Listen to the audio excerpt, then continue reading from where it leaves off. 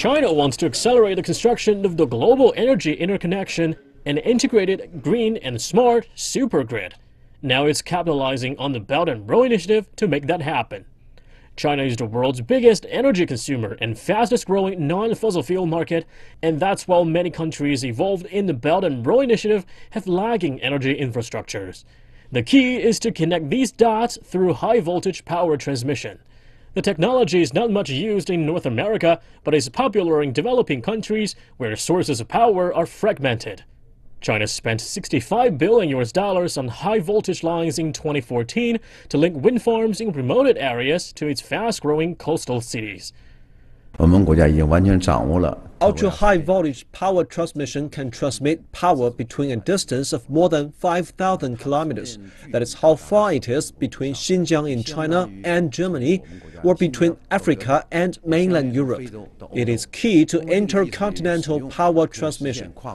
The project is capital intensive, but when one looks at the $50 billion in cash made by State Grid last year, one realizes China's deep pockets and political standing for the supergrid. That's why China's state-owned enterprises have moved swiftly, building regional grids in Southeast Asia, Central Asia, and Russia. And China itself provides more than half of the global wind and solar power capacity. Next up would be Africa.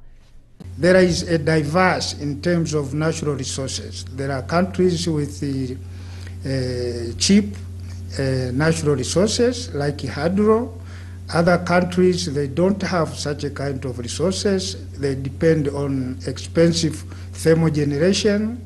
Some, they depend on geothermal and the gas generation and so forth. Some, they even employ rental power production, which is very expensive. So the best thing to solve is to interconnect the national grids of these countries.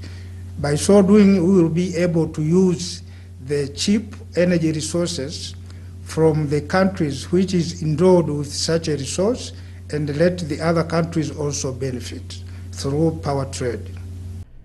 Experts predicted that the global energy interconnection will attract more than $50 trillion of investment going into emerging industries of high-tech manufacturing, new energy, and electric vehicles. Through a series of major projects, we want to build a grid that covers the 5 continents. This integration will become a reality in 2050.